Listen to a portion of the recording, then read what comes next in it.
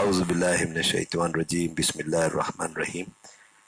ہم جس طرح سے جاری رکھے ہوئے ہیں اصلاح ایمان و اعمال پیغام الہی کی روشنی میں، اس کتابچے کو آپ لوگوں تک پہنچانے کی کوشش ہے، اسی کا آگے چلتے ہیں۔ قرآن کریم کا اسلوب آپ دیکھیں گے کہ ہمیشہ ایک سا ملے گا، اس کتاب میں کوئی اختلاف نہیں۔ جب بھی فرمایا کہ اگر یہ کسی اور کا کلام ہوتا تو تم اس میں بہت سارا اختلاف پاتے۔ یہ سورہ نساء جو کہ چوتھی صورت ہے، اس کی آیت نمبر 82۔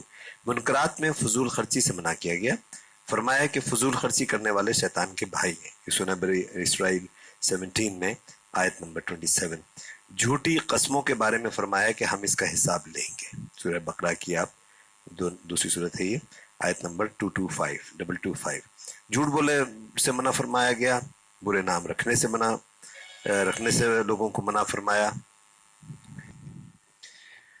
تو لوگوں کے برے نام رکھنے سے منع فرمایا۔ ایمان لانے کے بعد کسی کا برا نام نہیں رکھنا چاہیے، یہ سورہ حجرات 49 صورت ہے، یہ اس کی آیت نمبر 11۔ فقیر کو جھڑک دینے سے منع کیا گیا، بلکہ فرمایا کہ یہ عام طور سے ہوتا ہے، گاڑی پہ معلوم ہے وہ نوک کر رہا ہے آپ کے دروازے پہ، آپ کے شیشے پہ، اور آپ کو سخت غصہ آتا ہے، لیکن جب یہ آیت قرآن کے سامنے آ جائے تو پھر غصہ نہیں آنا چاہیے۔ آگے فرمایا کہ منع کیا گیا، بلکہ فرمایا کہ مانگنے والوں کو بھی دو اور نہ مانگنے والوں کو بھی دو۔ بلکہ فقیروں کو کھانا کھلانے کے بارے میں تو ہمیں جو دل دہلا دینے والی آیت قرآن میں نظر آتی ہے وہ مکالمہ ہے، جو سورہ مدثر 71 میں آیت نمبر 42 سے 47 میں ہے کہ گناہ گار دوزخی سے پوچھا جائے گا کہ تم دوزخ میں کیوں پڑے، تو کہے گا کہ ہم نماز نہیں پڑھتے تھے اور مسکین کو کھانا نہیں کھلاتے تھے یہاں تک کہ ہمیں موت آ گئی۔ یہاں قرآن کی آیات کو موضوع کے مطابق مختصراً بیان کیا جا رہا ہے تاکہ زیادہ بات کم وقت میں کی جا سکے۔ جادو کے بارے میں کہا گیا کہ انسان اور جن اس معاملے میں گٹھ جوڑ کرتے ہیں، اور یہ کہ کوئی اس کا خریدار ہوگا، جو کوئی اس کا خریدار ہوگا اس کا آخرت میں کوئی حصہ نہیں۔ مومن کا اس سے کسی حال میں کوئی واسطہ نہیں ہے، یہ کہ جادو کے معاملات میں آپ پڑھیں، اگر آپ مومن ہیں تو آپ کا اس سے کوئی واسطہ نہیں۔ سورہ فرقان 25ویں صورت آیت نمبر 8 دیکھ لیجئے، اور سورہ بنی اسرائیل 17 کی آیت نمبر 47 دیکھ لیجئے۔ اس میں اللہ پاک نے فرمایا کہ یہ تو کافروں کی باتیں ہیں جو نبی کریم صلی اللہ علیہ وسلم کے بارے میں لوگوں سے کہا کرتے تھے کہ تم ایسے شخص کے پیچھے ہو لیے ہو جس پر جادو کیا گیا ہے۔ اللہ پاک نے اپنے فیصلے قرآن میں دے دیے ہیں، اب یہ انسان پر منحصر ہے کہ وہ اپنی اپنی توجیحات نکال کر منع کیے گئے کاموں کو کیے جائے یا اللہ کے احکامات کا علم ہو جانے پر ان سے بچے۔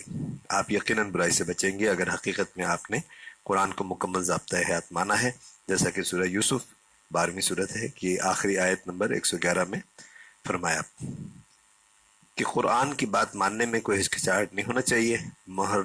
محرمات کا ذکر ہو رہا ہے تو قرآن میں سود کا ذکر اس طرح ہے کہ یہ حرام ہے، اور کہا گیا کہ جتنا سود باقی رہ گیا ہے اس کو چھوڑ دو اور تم اپنی اصل رقم لینے کے حقدار ہو، اور اگر ایسا نہیں کرو گے تو جان رکھو کہ تم اللہ اور اس کے رسول کے ساتھ جنگ کے لیے تیار ہوتے ہو۔ سورہ یہ آپ دیکھیں گے کہ جو سود ہے اس کے لینے کو منع کیا گیا ہے اور اس کو گناہ قرار دیا گیا ہے، بڑا عظیم گناہ۔ سود دینے کا ذکر میں نے نہیں دیکھا کہ قرآن میں۔ اس کے رسول سے جنگ کو تیار ہوتے ہو، سورہ بقرہ آیت نمبر 2 سورت نمبر 2 اور آیت نمبر 279 میں دیکھیں۔ سود خوروں کے لیے کہا گیا کہ وہ قبروں سے اس طرح حواس باختہ اٹھیں گے کہ جس طرح کسی سے کوئی جن لپٹ گیا ہو، سورہ بقرہ کی آیت نمبر 275۔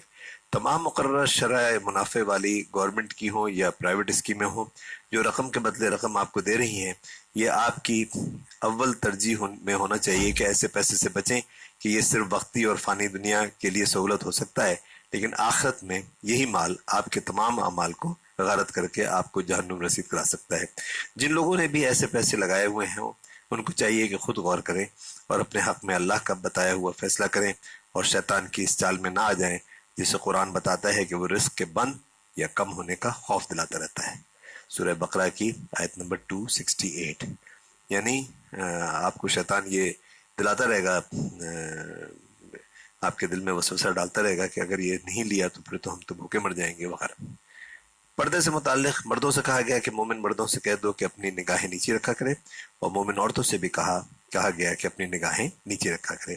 سورہ نور جو کہ 24ویں صورت ہے، اس کی آیت نمبر 30 اور 31 دیکھ لیں۔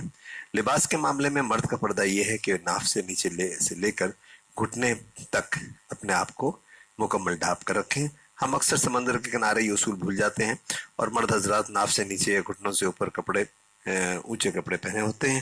اسی طرح پردے کا اصول یہ بھی ہے کہ زیادہ چست کپڑے جو جسم کو نمایاں کریں یا ایسا کپڑا کہ جس سے جسم جھلکتا ہو جائز نہیں۔ مسلمان عورتوں سے کہا گیا کہ اپنی زینت کو ظاہر نہ کریں سوائے ان کے جو ظاہر ہیں، اور اپنے گریبانوں پر اور اوڑھنیاں ڈالے رہیں، اور اپنی آرائش کے مقامات کو ظاہر نہ ہونے دیں۔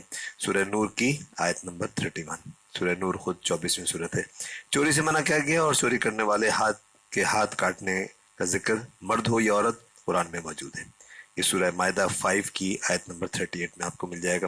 جن چیزوں کو کھانے سے منع کیا گیا وہ ہیں مرا ہوا جانور، بہتا لہو، سور کا گوشت، اور ایسی ہر کھانے والی چیز جس پر اللہ کے سوا کسی اور کا نام پکارا جائے، وہ سب حرام ہے۔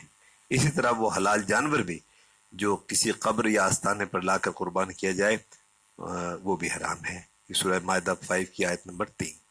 تعویذ، امام زامن اور اسی طرح کے پہنے جانے والے دیگر بینڈز ہمیں ہمارے اصل سے ہٹاتے ہیں، اور ہمیں اس قسم کی روش پر چلنا سکھاتے ہیں جہاں انسان ایک ڈاکٹری نسخہ یا مرض کے علاج کا کاغذ کو موڑ کر بازو پر باندھنا اور پانی میں گھول کر پینا سیکھتا ہے۔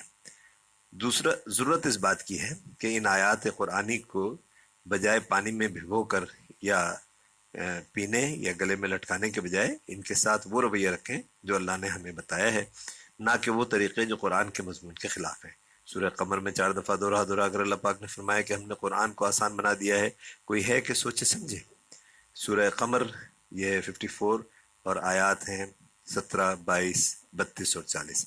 یہ جو ہم کسی کی موت پر منانے والے انداز میں سوئم، اور بعض لوگ تو 10واں، 20واں اور چیلم اور اس طرح کے کئی بدعات منانے کے عادی ہو گئے ہیں، ہمیں چاہیے کہ ایسا نہ کریں کہ اس کی سند ہمیں قرآن یا ہمارے نبی صلی اللہ علیہ وسلم کی سنت سے نہیں ملتی۔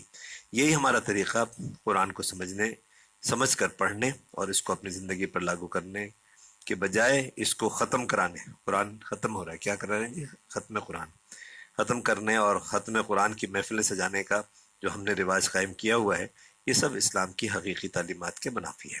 یہ 8 قرآن ختم اور 10 قرآن ختم دراصل قرآن کی ہتک ہے۔